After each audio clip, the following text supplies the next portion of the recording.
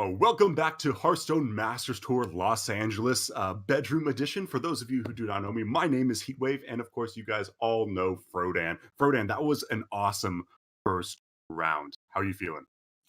Feel pretty good personally. I'm very comfortable wearing or not wearing certain items of clothing. I'm not going to elaborate further. In terms of the series that we did watch, though, it was very exciting and kind of an interesting plot twist at the end. I wasn't really expecting Nalgadon to falter when he did, but hey, lesson learned, and I think that it's an important notion for everybody else out there who's playing Rogue. If you have Flick, Sky Shiv, look for opportunities to shut down Holy Wrath Paladins the moment they start committing to shuffling Shirvala into the deck.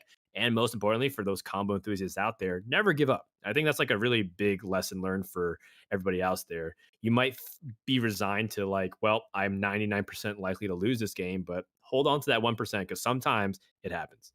Yeah, it's definitely something where he was looking for that lethal situation where that it would have been lethal if it was fully invoked Galakron. But unfortunately, sometimes you don't want to miss lethal even more than you want to misplay, and therefore ended up missing out on that flick. Yeah, that's well said. Miss lethal or misplay. I think I would not like either, but sometimes sometimes it happens. In the meantime, let's focus on what's happening in front of us. Casie versus Lion. Casie from Team Complexity, representing the Hearthstone Grandmasters, especially the Europe region, which many people peg as the most competitive region. Although I'm sure that on the opposite side, Lion and the Chinese players might have something to say. Lion is our reigning global champion, BlizzCon 2019 winner. She dominated her path, crushing Bloodyface in the finals to become that global champion and also become the first woman competitor to win on the BlizzCon stage. Very momentous occasion. And Yeah, I it think was. that, it sent ripples throughout the entire industry, just showing why representation matters, but more importantly, how we're underestimating players even from China, considering that they don't have that Grandmaster systems in place. Yeah, that was something where, especially at BlizzCon, that was such an emotional time for not only just esports and Hearthstone, but just for people all over to be able to have someone to break barriers. And it was so emotional, tears rolling down stage, and it was a great thing to be able to see. But we also have Lion bringing a really interesting deck list. When everyone here is going to be bringing different lineups, and it's going to be really interesting to see how she does against Casie. Yep. Casie is pegged by many as one of the most consistent players, although his peaks aren't nearly as high prior to that Europe Season 2 championship that he won for Grandmasters. It was Casie was kind of always one of the bridesmaids and never the brides. It felt like he was always there as like a player that made a top 16 and made a top 8, but never was able to push through. And then finally getting his big win, it looked like he was one of the favored players at BlizzCon until he ran into Lion, and they had what many considered to be the closest series of the tournament. And very back and forth. And then Lion went a step above and showed a lot of respect for Casie, saying, I hope we get our rematch. And now they finally do in top 8. So one of the things I love about Lion is that she's engaging with the English audience. She's created her own Twitter account right after BlizzCon and started talking about how she just wanted to play Casie again. And now she finally gets her wish, or perhaps both of them get their wish. They get to get their second fated duel here on the Hearthstone stage. Yeah, maybe not the wish of being in their bedrooms, but when it comes down to it, this is something that a lot of these players wouldn't have been able to participate if it wasn't this. So it's going to be a great opportunity for Lion to show her stuff in the adorable onesie that I wish I Yeah, had I was personally. about to say, is this little mouse or cat onesie? I can't tell really. It's a little blurry for me, but clearly Lion feels comfortable. Meanwhile, Casie playing on his Grandmaster setup with the blue backdrop just to make sure that it's he doesn't give the off the he doesn't dispel the illusion that he's not a messy gamer like the rest of us. I'm kind of glad secretly that the webcam isn't on because my room hasn't exactly been the cleanest during this global pandemic. But overall, it looks like the players aren't going to let that mess with their gameplay. Yeah, I And I mean, think go I'm ahead. also glad that I'm also not on camera right now. I may or may not be wearing a hashtag YoCad shirt, and I was looking forward to possibly being able to represent NA a little bit here, but you know what? That's okay. We also have some other representatives to represent NA, and I'm really glad that I can here to, be an NA voice for the analysis side of things. Oh, for sure. So taking a look at the bracket, we have Casie and Liooon. That's going to be our 4th and 5th seeds for the top 8 here. Then coming up next, we'll have the bottom half of the bracket play. We'll have Tice versus Bankyugi, and then we have Blycha versus No Hands Gamer. A couple of those players, their reputations speak for themselves. Previous Masters Tour winner. Tice, one of the most popular, if not the most popular Hearthstone streamer currently. I have to go ahead and check that race. It's kind of a controversial statement to throw out there, given that streamers do tend to battle very contentiously for that #1 spot in on the streaming platforms. But yeah, I'm excited to see how Casie and Liooon are going to duke it out. And what's interesting enough is that if Liooon wins this, then it'll be guaranteed for a Chinese player to be in the finals. Liooon will go up against Answer. Oh, that's going to be a huge boost for the Chinese audience here, all tuning in. And when it comes down to it, too, we do have these bands that you guys see at the bottom of the screen. We have the Hunter and the Mage band. And we were actually talking about a lot of the inclusions in the Mage list at rehearsals back the other day. And we do see that the Mage lists have been kind of focusing a lot on a lot of tech cards to go against them, with things like the anti-freeze tech and a lot of really aggressive lineups that hunters have been banned throughout the Swiss rounds this last as well. Yeah, I personally ban Hunter in my practice sessions only because I just don't like playing against it. I'm so afraid of every single point of damage that they deal. Like if they hero power me once on 2, right? Like they didn't even develop a minion. I'm already sweating. I'm like, oh my god, I'm at 28. I need to make a Costco run, buy all the toilet paper possible. Like I start getting to full panic mode the moment Hunter deals a single point of damage to me. So it's entirely reasonable to me to ban it. Yeah, and then we don't see the Mage ban on the other side. So again, I like that Hunter ban coming out from Casie, but then we also have the Living Dragon Breath. So then we don't necessarily need to ban the Mage. So we can, if the board ever gets frozen, we can play our tech card and just win the game from Casie side of it. So that is a tech card in his Druid list. So there's going to be a lot of really spicy inclusions, and you can see why these players have gotten so far. Their deck building is phenomenal. There's really no points in any of these lineups. So it's going to be interesting to see how they go about against each. Yep. Interesting to note that Liooon banned Highlander Mage away from Casie. Highlander Mage, I think, was the 2nd most popular deck at this tournament, or perhaps just Mage in general is the 2nd most popular class. And I think it's because people thought that if you bring a Mage to a lineup and ban its weakest matchups, it tends to do very well against some of those other classes that you expect to do well against. Druid being something that Mage seems to be very good at. But, it struggled a lot against Priest. And I think that's kind of why the Mage win rate got dragged down a lot. Mage to kill the Druids, and it does decently well against Rogue and Warrior.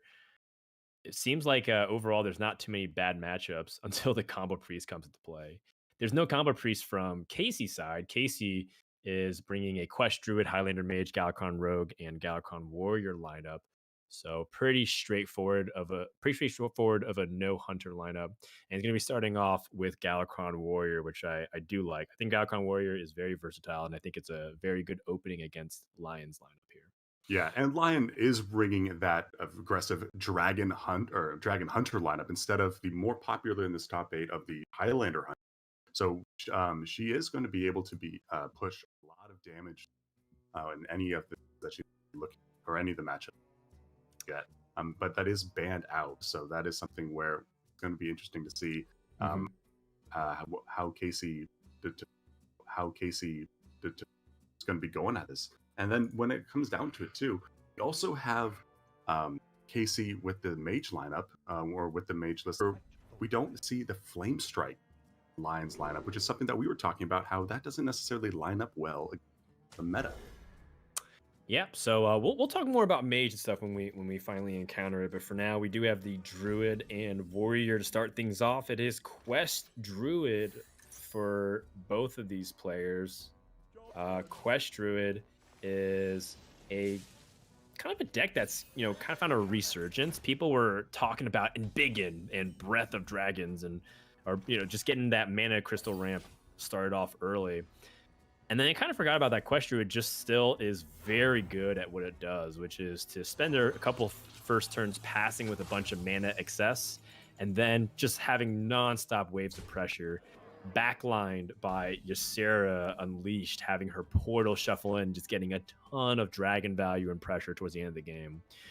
And, Lion is facing against some pretty significant early pressure. Eternium Rover into Snip Snap is actually something we've been seeing for over a year now in Hearthstone, or for about under a year.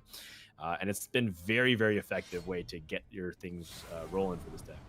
Yeah, this is a list from Casie that is hyper aggressive. It does not run armor smiths. It doesn't run zilliacs. It is something that is looking to beat down their opponent as quickly as possible.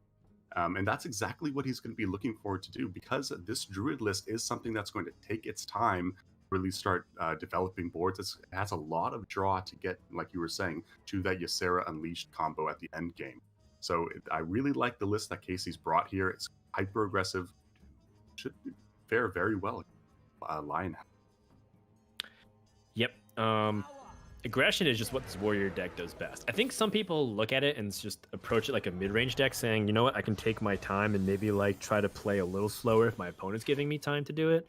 But think about how much more threatening the deck becomes when you start putting them at critical health range. Just look at it right here, right now. Like, Lion just finished her quest, and she's more than half dead, and that's going to be a tough position to follow. And the pressure is not going to really stop. You have more threats that can possibly come down on 5. But the double Anubis Defender and this Wrath pickup, those are huge draws here for Lion. Yeah, exactly what she needed to get back in this. Be able to clear the board except for a couple micro machines coming down here. This is looking incredibly good swing turn, because this is what Druid needs to get back in this game. Be able to have giant swing turns, be able to keep going up against this aggressive board constantly. Yeah, aggression is definitely the name of the game here for Casie, but this is exactly what we're talking about in the previous series, where Galakrond Warrior can get off to great starts, but sometimes it is a little awkward on the card draw. And we have seen Casie even sing praises for this deck too. I've seen Casie tweet in the past how he felt like Galakrond Warrior is the best deck to play on ladder, or the best deck in the metagame. Back when he was hitting top 15, top 20 very consistently in the legend ranks. That being said, it's not looking that great right now, and this Hidden Oasis is a massive swing for Lion. Casie nodding, recognized that 12 heal and 6/6 is hard to get through, and sometimes that's what the Druid does. It just locks you out of the game because you spend all of that damage trying to go face, and you have nothing to show for it. Yeah, and right now it does look like that Casie just doesn't have anything to really come back on this board. All that damage that was on Lion was down below around 13 health, and now back up to 25 behind a giant taunt wall. This is not looking good for Casie. Yeah, and Casie did find stuff like Risky Skipper and Sign of Ruin, but he didn't have the double invoke or the mana or the card draw to really back it up. So that Battle Rage didn't do anything.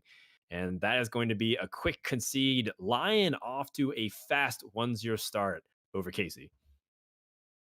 Yeah, that was really impressive, being able to find those double defenders and be able to get the Oasis. A huge swing turn from Lion. Very impressive play. Yep. So now we have the Mage Rogue versus the Rogue Warrior and Druid. I still think that Warrior's a fine queue. Warrior versus Druid has been one of its weakest matchups. Actually, it has been the weakest matchup for Warrior at 43%, which is a pretty sizable big difference compared to its other matchups. Like, it's 50% or better against most other classes. So I think that one went as expected, as much as we expected it to.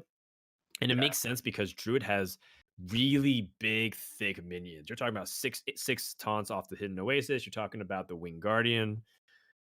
It's tough to chew through it with only minions at your disposal for removal.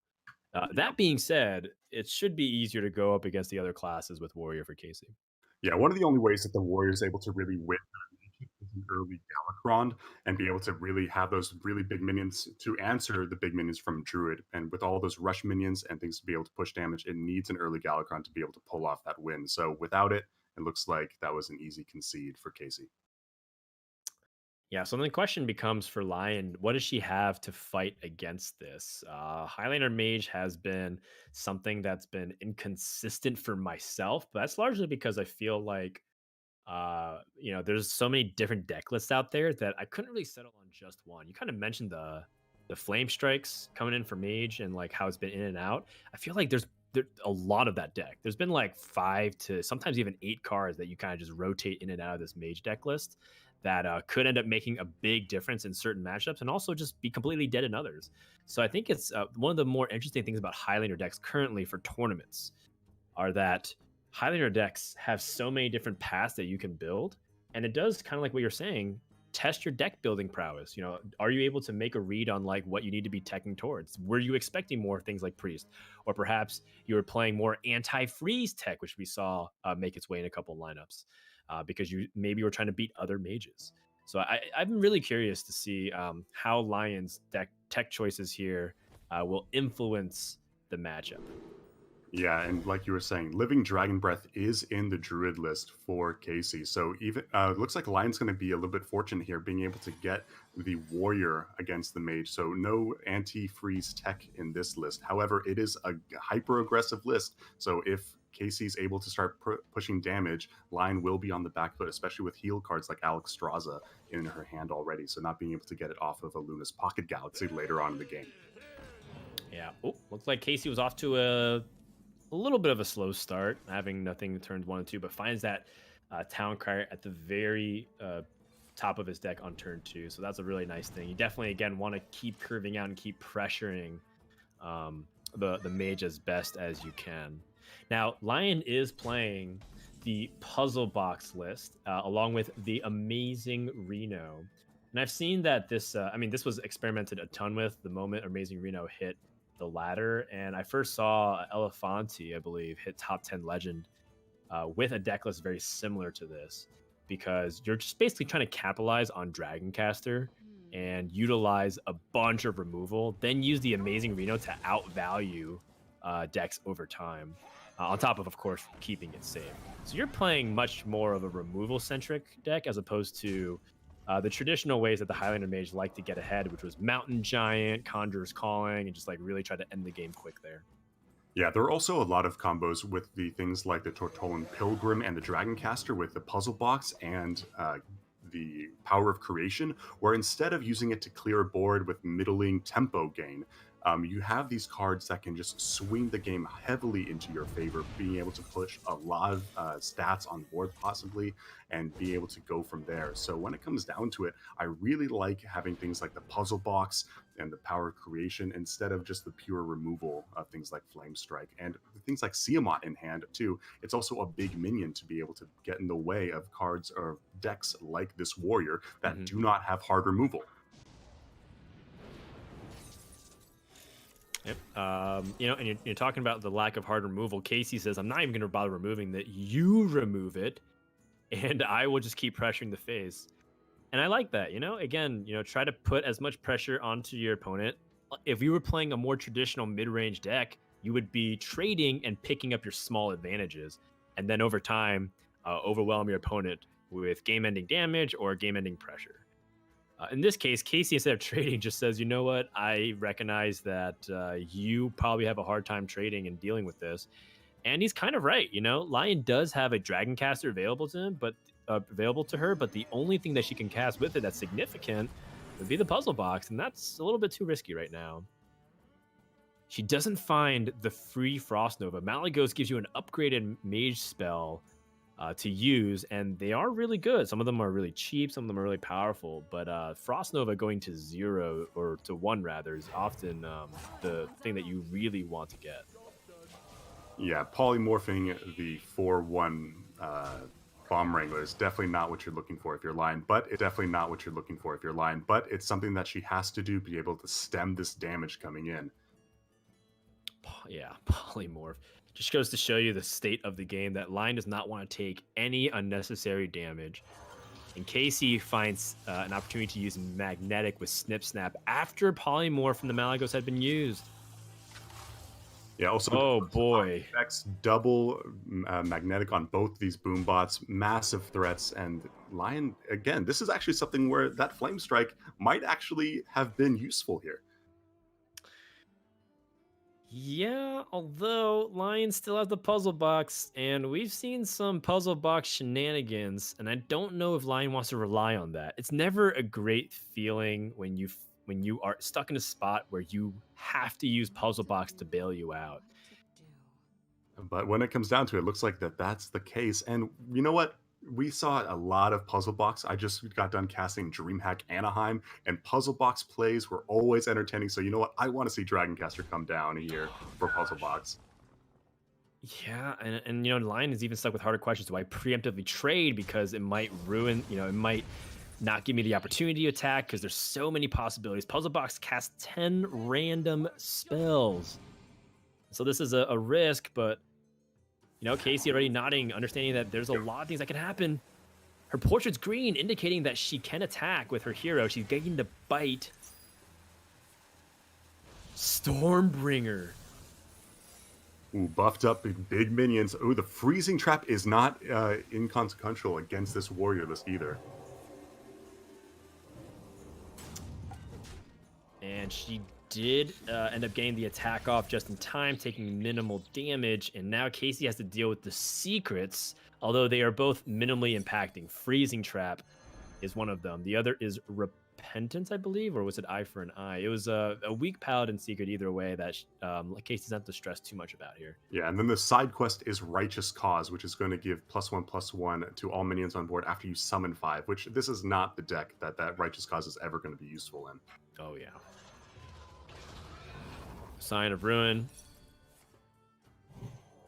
And a little bit of an interaction that's worth noting is that it doesn't trigger Repentance before the copies get summoned, so that way you get 2 health. Didn't really matter there, but worth noting. Yeah, this Glinda Crow can also be like, oh, maybe we'll get some Echo mechanics, be able to swing back on the board, but with so many high-cost minions, the Echo that Glinda Crow provides is just not going to be able to do anything on any of these high-cost minions that are in Lion's hand. And the worst part is here for Lion is that she's overloaded. She couldn't even set up the Tiamat taunt. Oh, and doesn't find an ice barrier either. And I believe that if Casie gets 1 damage in with a minion, so if even the Flame Ward's picked here, he will have lethal given that he has the Invoke mechanic in his hand with the Devoted Maniac. Yeah, so the minion attack does go through. It is not like the Vaporize for Flame Ward, so it will attack in, and then with 1 Invoke card from hand in Casie, that is going to end the game.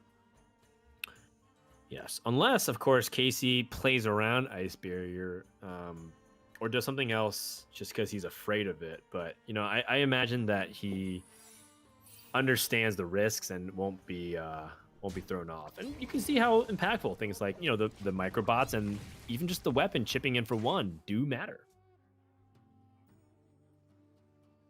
Yeah, it's going to be hard for Casie to really get around this. Even if it was Iceberry, all he really wants to do is continue playing Invoke cards and keep buffing up his Galakron. So he's just always going to keep snowballing, and that is going to end it. Casie going to tie up the series 1-1. Yep. And this is a good win. Mage does struggle just a little bit versus Warrior, not too much based off the percentages, but Warrior was the slight edge, so we've expected this to happen, and that's why Casie started off with the Warriors to begin things. And now we have a situation where both players they have their rogue decks and they have Druid and Mage. From your position here, do you feel like one player has the edge over the other? I think when it comes down to it, with the tech of Living Dragon Breath in the Druid list, it's just an extra tool that Casie has to win and keep getting wins off of this Mage list. So Lion, I really wanted to see a possible win there from Lion if she wanted to really stay neck and neck in how I would like analyze this line or these lineups going against each other. So right now, I'd have to give it to Casie just because it looks like he is prepared to beat Mage throughout all his decks. So that's who I'm going with. How about yourself?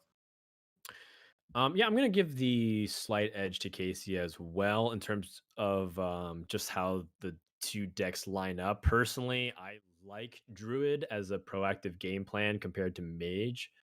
That's because I don't think I'm necessarily very adept at piloting Highlander Mage. I just kind of play with whatever is given to me, and I feel like I don't think about enough outside cases when I play that deck.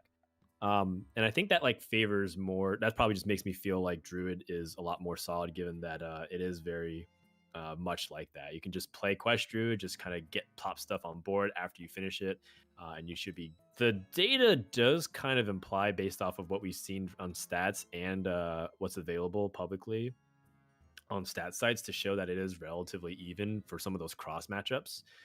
You look at, for example, the Mage versus Rogue, it's dead even for 50% win rate for us here at the Masters Tour Los Angeles. Exactly 50% split between the Mage Rogue matchup. So that's really interesting to me to see how that's going to pair together here. Yeah, when it comes down to this Casie Rogue list as well, it's a little bit different than things that we've been seeing. It is running the Questing Adventurer, and it's something where it's just an extra threat that's being run in the list that can really take advantage of all the decreasing cost mechanics in this list. So Casie having a little bit of a different list, and it looks like it might be able to pay off against a slower, more methodical deck like this Mage list. Oh, yeah. Looks like Liooon gets that Zephyrs on 2, setting it for that WoW growth so that she can play on curve directly. I'm a fan of it. I think that if you're going to play Zephyrs and pick up Backstab, you have to understand that that's like the card that you need right there and then to stop pressure. And it's not like Pharaoh Cat by itself will pressure. And Rogue does need setup. You know, I talked about how from turn 3 onwards, it can be a threat. And that's only if your Rogue opponent has like a Van Cleave to start off pressure.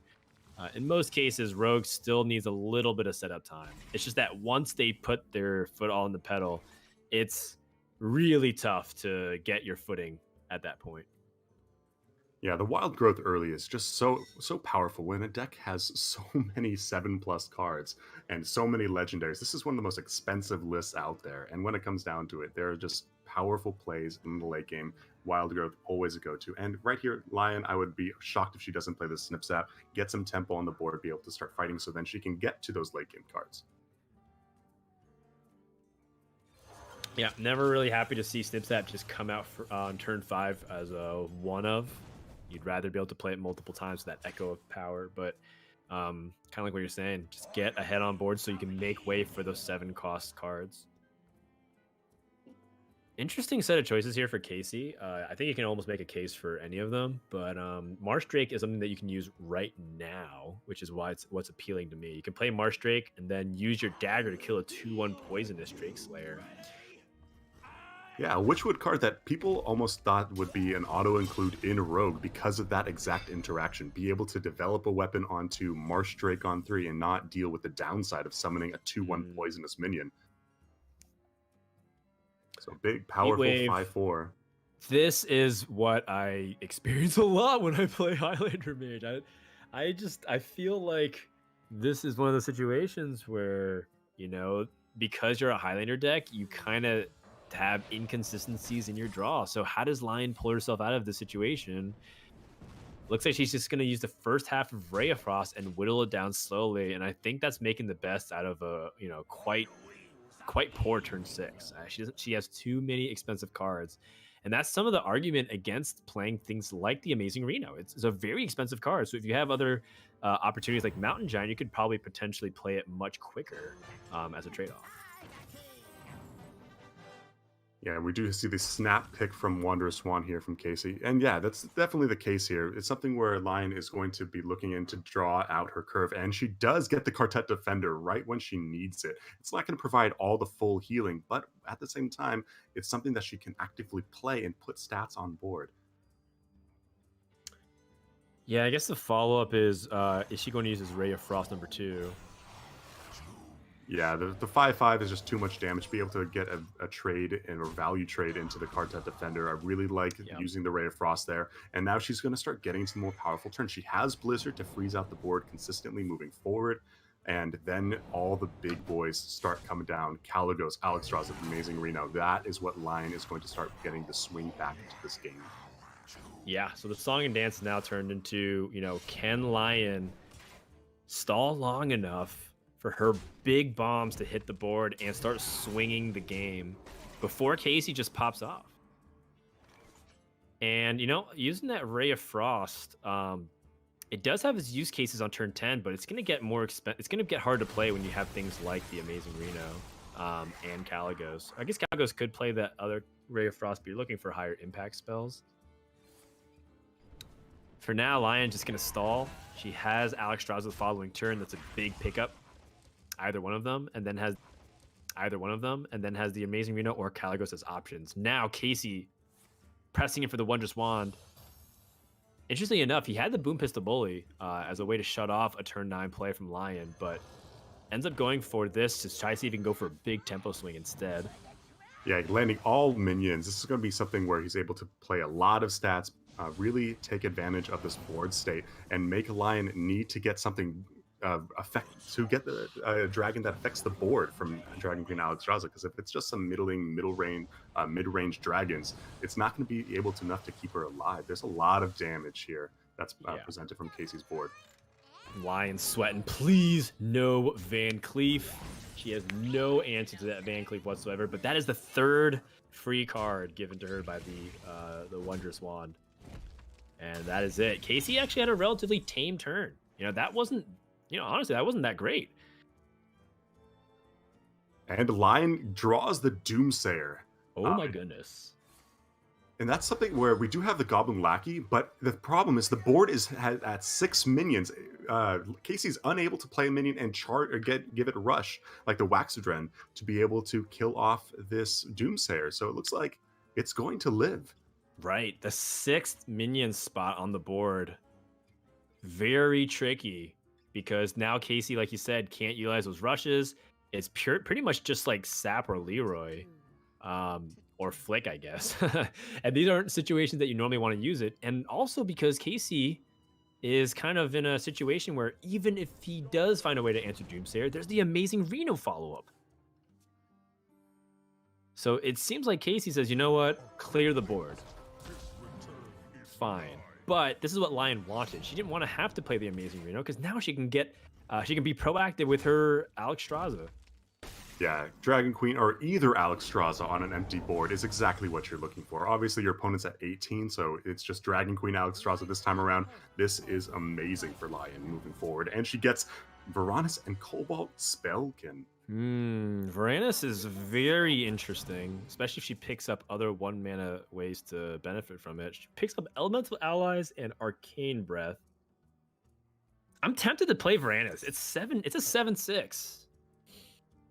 And you could be threatening to kill, but at the same time, you don't have direct damage. This isn't a Pyroblast list. Liooon chooses to hold, and I don't blame her, given that she still has a lot more game left to play if she can't close the game this next turn. Yeah, she has so many powerful cards in her hand, and it doesn't necessarily need to push this extra damage anytime soon. But at the same time, the 7/6, I do like it. You would have to make your opponent deal with it. So right. I like developing it the more that I start thinking about it. I think it could be argued both ways. Obviously, Rogue has a bajillion options in their disposal when they have Galakron in the hand. But Casie is also kind of hand-locked in the sense that he doesn't have enough boards or hand space to make room for the Galakron's Battlecry to have full effect. Finds Malygos, Alexstrasza, fantastic legendary dragons, but do they apply here? I don't think so. Picks up Malygos just in case he finds a way to utilize it later on. I was thinking about the operative.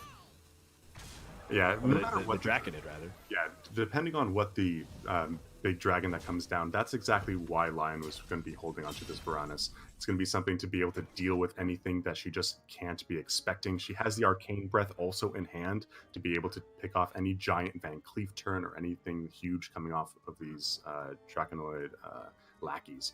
Mm-hmm.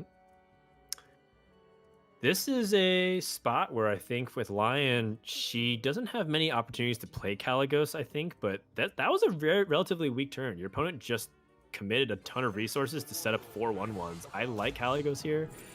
Shooting Star, which incidentally clears the board.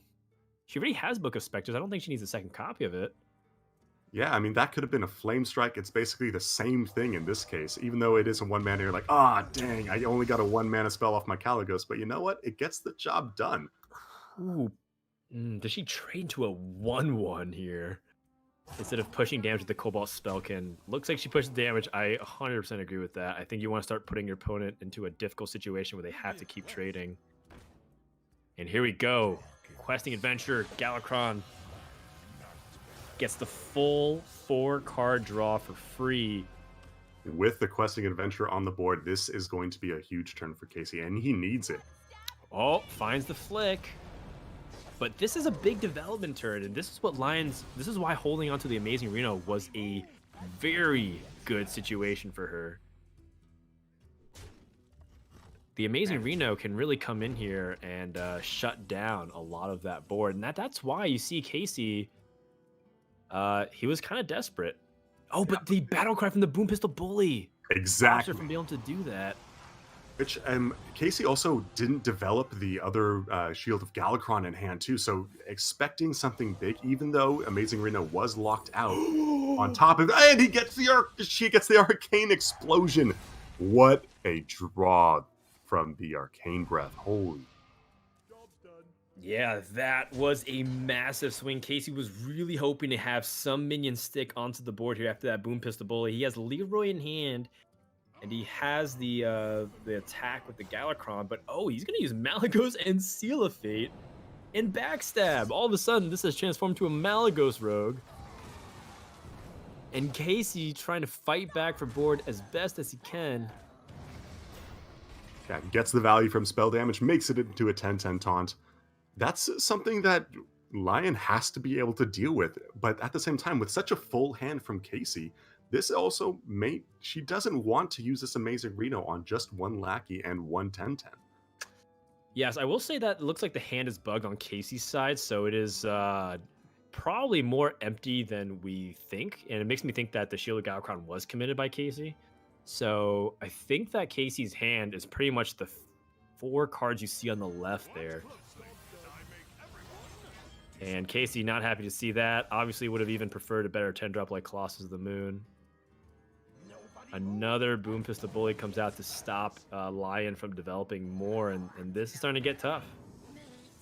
The Amazing Reno will cast that random spell at the beginning of the turn, but it's always a weird situation. We have to rely on Reno to help you get out of the situation. Yeah, when Reno's played against you, it's always a Flame Strike when you have a board, but when you play Reno, it's a Pyroblast to your own face. And we do see that, again, the Boom Pistol Bullies are so powerful. There are so many incredibly strong Battle Cry minions in every one of these decks that it's just going to lock out card after card after card. Yeah, and funnily enough, because of the spell, the twin spell effect of Air Raid, gives you an opportunity to set up multiple taunts. Casie does not have Fan of Knives. Wax Dread comes into the board. Apologize again for the spectator, but we're just basically paying attention to Liooon's POV here. Yeah, we do have the Goblin Lackey. Goblin Lackey's incredibly strong with the Waxadren candle being drawn as well. This is great, and the Malygos. Oh my goodness. And now, Casie has that Shadow Step to help push through. Casey's finding so many ways to utilize this Malygos that keeps getting randomly generated as part of his offense, and now with no puzzle box in Lion's deck anymore because she burned it through Book of Specters, what can she do? Tortolan Pilgrim, what's even remaining in her deck? Power of Creation is, let's see, the Power of Creation is still in her list, so that is something that can provide taunts, charge damage, can have lots of different effects, but that's the problem with that is that's the only thing you're hoping on a random discover effect to be able to keep you in this game. Right, because there's still Luna's Pocket Galaxy. And I think that might be it, unless I'm missing a spell like an Arcane Intellect or something. She used a bunch of her cheap spells. Yeah, it does look like that it was a guaranteed Power of Creation option. Oh, if she plays Dragoncaster, she's going for a double Conjurer's Calling setup here, hoping that it bails her out, which is kind of like Power of Creation anyways. Yeah, very similar effect. Just gives you Missile more launcher? options. Instead of a What? discover, it is randomly. But yeah, that 1 damage can, again, clear off this Waxadren, take out a lackey. Imagine if she was able to get the Battlecry of the Reyes. That would have been so sick. Looks like she got a Ice Barrier to stall just a little bit longer. Is that enough? 5, 10, 15, plus Leroy is 23. And she's at 24, unless I miscounted here. Oh, sorry, 21. So unless I did miscount, but it was lower damage than I thought. Yeah, that is not lethal for Casie at this time.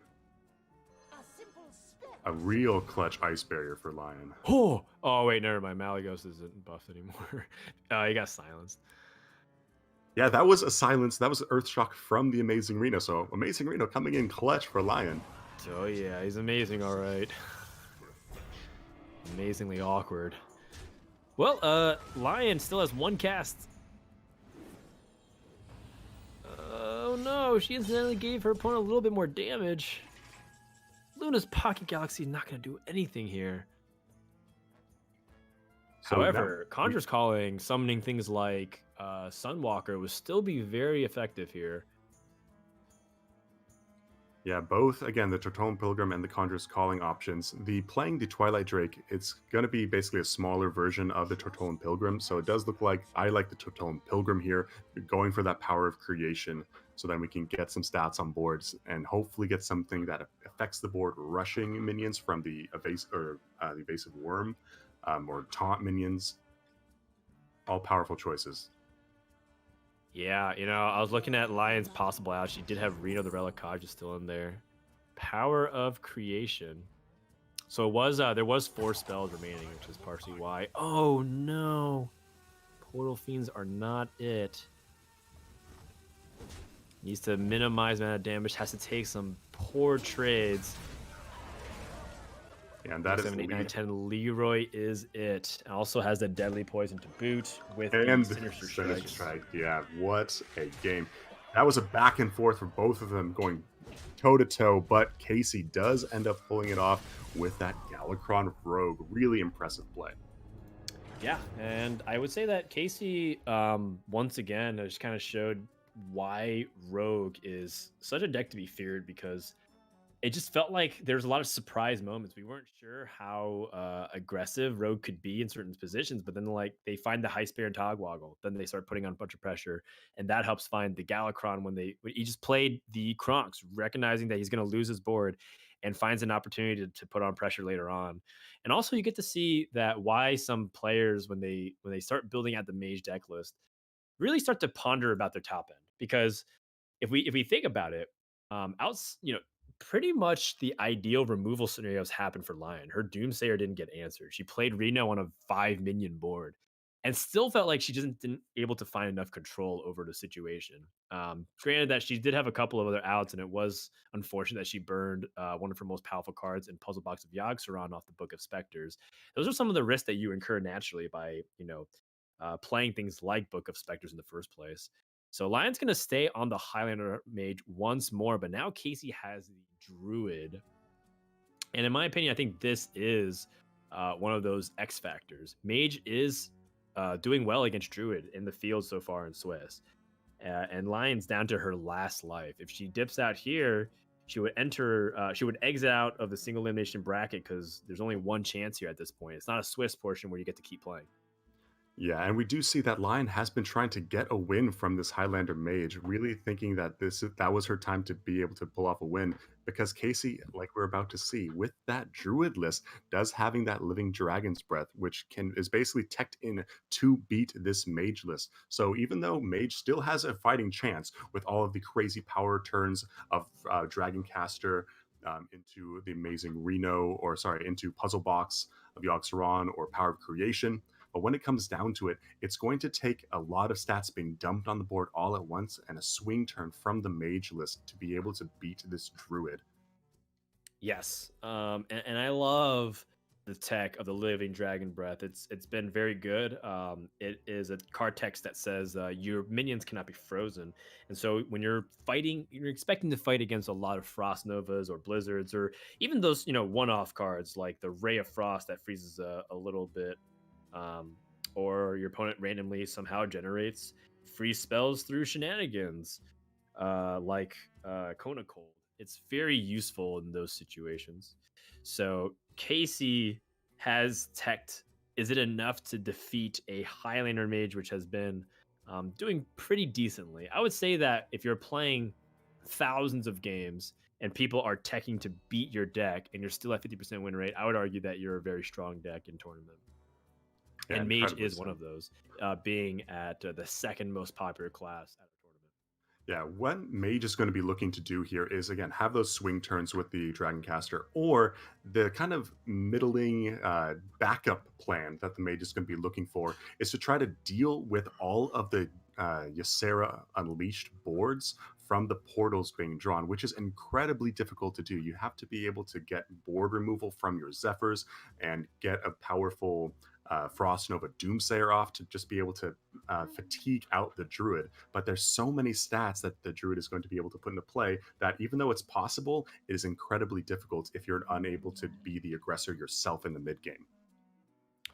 That makes sense. And I think that aggression in the mid game is there's just fewer opportunities for the Mage. They don't have things like Mountain Giant to help put that pressure on. And I know I've kind of harped on that point a few times now. And it's not to say that I think Liooon misbuilt her deck. I think she just built her Mage to do something very different than some of those proactive game plans where we've seen Mage kind of end it very quickly. And I think that and I think that like for ladder, it's a little bit more risky because when you play control tools, you have to find the right tools for the right situation. And that's often why when you look at the beginnings of metagames, it's very often that aggressive and mid-range decks tend to be the first to be refined, and then control decks eventually over time find their footing in the metagame. In rare instances, like when Control Warrior, for example, was like very clearly the number one deck, it can just like dominate at the beginning of the meta, but you'll often see control decks take slower approaches to adapting and refining. Yeah, it's the classic answers versus questions. The aggressive decks are the ones asking the difficult questions, and the control decks have to answer them. So you have to know what generally the aggressive decks are trying to bring to the table to be able to answer them. So when it comes down to it here, we do have the Mage versus Druid, and it's going to be a back and forth. And it's going to be a little bit slow, but we do have the wild growth being picked up here from Liooon to be able to eventually get to all her big stuff a little bit faster, being the Druid herself. That's right. Look at me. Look at me. I'm the Druid now. And, I think Liooon is going to really enjoy having this curve to follow it up. This is what she wanted the previous game. The previous game, she hit that wild growth into doing nothing for several turns. Well, not nothing. She played a snip snap, but let's just, call it what it was. It was an awkward draw. And I think Casie, he had that early game innervate to get that quest on a turn earlier. And she's going to be hitting things like her Oasis Surger on 5, which is very good. Yeah, and I think part of the reason why it ends up lining up really well is because when you have class-specific cards, they're not battle cries, even though they feel like it. SI7 Agent is not a battle cry card; it's a combo card. Oasis Surger is a choose one card, not a battle cry. So when you have Boom Pistol Bully, it doesn't line up actually as cleanly as you would like it to against cards like that. Yeah, and we do see Casie taking this extra damage with his hero power, being able to really attack in, and with the hidden Oasis in hand, going to be able to just push damage or use his life as a resource to be able to control the board and go from there. Yeah, and I like this Twilight Drake because the Boom Pistol Bully does have uses later on. Twilight Drake's pretty much just good at this junction of the game, or at this point, because it has the maximum impact. It's overstated for its mana cost. So you want to try to get it out a little bit quicker compared to some of the other cards. Boom Pistol Bully could stop anything ranging from Ysera to your opponent's late game options. Now, she does want to most likely hero power, but how does she also fit in the rest of her mana? That's kind of the delicate balance that she has to weigh here. And it could be something as simple as just playing Snip Snap, because I don't think Snip Snap is often like the way you win boards convincingly, but it's a way for you to help be competitive on boards. Yeah, just being a sticky minion, being able to attack in, or because none of your opponents ever want to trade into a Snip Snap. They want to be able to just leave it alone, not let it do anything, unless it's a overly a big threat for healing from a Hmm. Ziliax getting magnetized on it. So right now, Lion is not at a low enough life total to be able to really get, so for Casie to get punished from that kind of play. So we're just going to ignore it. It's just a small 2/3 and a couple 1/1s afterwards. Not a big deal. And I do like the heal on the Oasis Surger saying, hey, you know what? Stats on the board matter more than my life total. Casie playing more tempo oriented, which is exactly what he needs to do to beat out this mage. Yeah, it makes entirely a lot of sense. You know, the Mage deck is not known for its burn. Interestingly enough, a class that has so much direct damage from hand, playing a deck that doesn't have a lot of burn in it. And so Casie capitalizing on that knowledge. Ooh, some pretty spicy options. Both Wardred Ludi and Mark of the Loa, pretty nice. Given that AoE has been cut down a little bit more from the Mage and going for uh, different control options instead, you could justify making Mark of the Loa. But I think that Casie has recognized that um, he's still building up a pretty sizable board with the Rising Winds. And also, War Druid Lodi is just so flexible how it can be used against big threats. Yeah, and And that's Lion was exactly. originally trying to set up for this Dragon Queen Alexstrasza, but clearly she does not feel comfortable just immediately throwing it out there, given how much damage is on the board. 17 power here represented. Yeah, and that's exactly what one of the win conditions for this mage list was getting a big enough board that your opponent was not going to be able to deal with. So I really like the War Druid Lodi pickup. And yeah, like you were saying, right now, Lion is going to have to be on the back foot here, trying to deal with a very scary board, unable to be proactive in her game plan. So if she's able to stall out this board, she can coin the amazing Reno next turn to be able to get into a powerful play eventually later on. So again, Freeze Mage, living up to the name, freezing out, and just stalling. Yeah, funny enough, it's not the living dragon breath that comes into play here to stop freezes. It's just good old pressure to kill the mage. And, you know, if that ends up being the case, I think it's a really good example of just how sometimes sticking to your core game plan is more important than what you're teching in. Oh, speaking of core gameplay, being able to draw 3 minions off Book of Specters with a Snip Snap on board with Ziliax, a lot of Caligos opportunities to coin into a Siamat, that is all great stuff for Lion moving forward. So Casey's going to look to get more cards on the board, but he has to also be careful of the possible coin into the amazing Reno.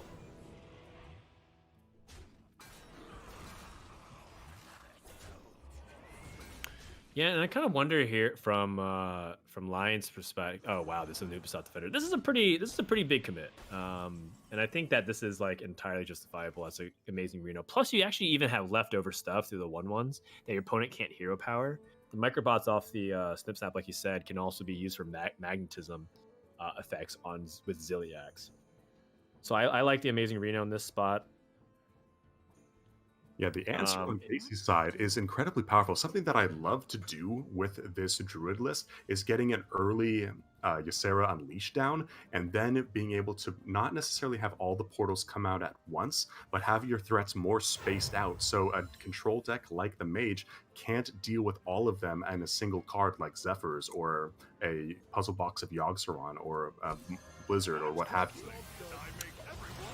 Yeah, and I'm thinking about. She had a lot of options there. She could have actually gone for a Siamat Arcane Breath setup. Maybe even Arcane Breath adapt and then look like maybe use Ziliax if she found like cheaper AoE. But you know, I think overall this Reno is fine. It's expensive. Get it out. Honestly, killing 5 minions is still very good value.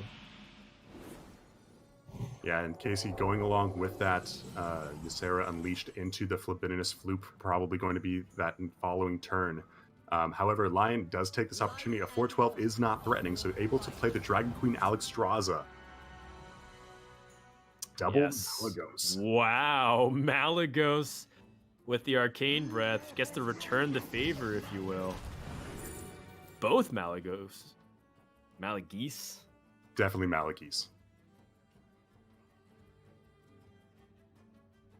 I mean, so the Malagos gets a +5 buff. Arcane does 2, so uh you're not actually killing that Ysera just by herself. You still get some good damage onto that thing.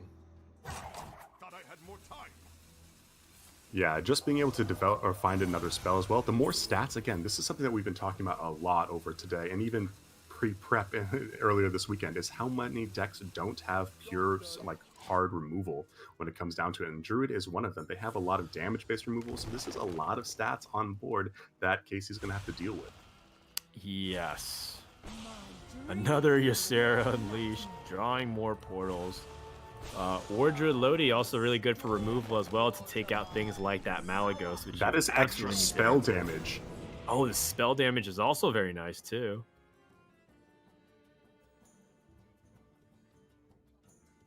It's a total of +3 spell damage, dealing 8 to a single target, then 5 to everything left over.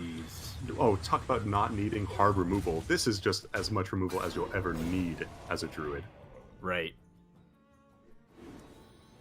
The blessing of wisdom.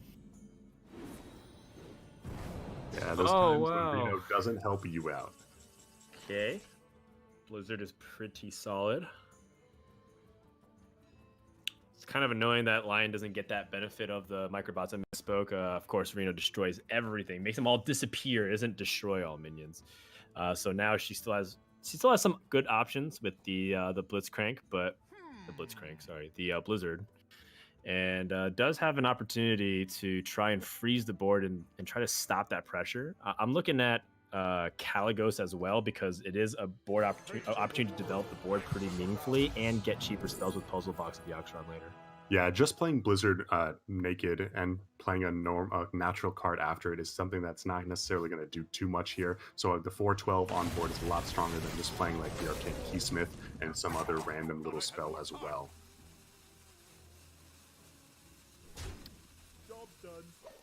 One thing that's been pretty interesting to me as well is when does Casie use his Subliminous Fluke? Because a lot of times when you play Ysera, you're looking for an opportunity to play Fluke afterward to keep loading up the pressure. But Casie was just trying to answer that Malagos, which I think is entirely reasonable. And now you can use this second War Druid Lodi to answer the Caligos. And I think Caligos is a huge threat because you need to. I mean, your opponent's going to be cheating mana. Just like you're cheating mana by developing minions on the board through Ysera's portals, you want to restrict your opponent's ability to answer right back. Yeah, you also see that Casie has seen that there hasn't been any spells discarded. So this is a chance where with such a full hand on Lion's side that there's almost definitely going to be powerful, impactful spells in there. So we have to get rid of the Caligos every time here. And now Lion is staring at an incredibly powerful board. Oh no! That hurts so bad. Lion's Reno casts a spell before she draws her first card. It is a Rising Wind, which with the twin spell effect gives her another copy of that card in her hand, and it burns the Malagos, which would have been a very useful opportunity to try to dig for things like Frost Nova to try to stall out this board. Malagos' Frost Nova was definitely something that Lion would be looking for in that situation. But at the same time, it still would have been a chance to get Malagos' Frost Nova. So here, it's a chance. Puzzle Box of Yogg-Saron. Fireworks, here we go. Needs to destroy all enemy minions, not friendly minions. Oh, a lot of this is doing nothing. Man, where was that fiendish circle prior to the Darkest Hour? Oh gosh. Hand is full, nothing's happening. Yeah, and I don't think this is anywhere near enough. Lion is dead. Casie gets his revenge, and Lion dips out of top 8 with a fantastic performance again, similar to Now You're Down, being able to do very well in the Swiss portion, but Casie will have the return, if you will. We started off with a really powerful serve by Lion being able to get that win back a few months ago, and now Casie continues to develop this very friendly rivalry between the two players. I'm looking forward to the next time Casie and Lion can play. Yeah, that was something where we saw even at before the matchup started that Casie seemed to be targeting the mage without banning it, leaning into it, having tech cards against it. He knew that matchup incredibly well and was able to execute it. And Lion not able to sneak a win with it at all. So they're kind of going as we look into things. There's nothing crazy that happened throughout those games. So just solid play from both of them. But Lion is eliminated and Casey's moving on, and he's going to be facing TNC Answer in these semifinals after a few more games of these quarterfinals coming up. Yeah, so Casie versus Answer is a very interesting matchup because I want to see how this Paladin's going to fare against Casey's no Hunter lineup, and I think that Hunter has been keeping a lot of decks and lineups honest. You know, a lot of times when you're building these like fancy combo and slower decks, sometimes you just get killed by something really aggressive. So that's going to be happening as our first semifinal, which is coming up later. But for now, we're going to prepare the way for another European Grandmaster. Thijs from the Netherlands going up against Bang Kyugi, representing the only Asia Pacific player in the top 8. And we're going to have a little bit of a brief break. And when we come back, we're going to have some other casters hop on in here for the Hearthstone Masters Tour Los Angeles presented by T-Mobile. Stay tuned. Masters Tour Los Angeles is brought to you by T-Mobile. Rank up with America's first and only nationwide 5G network.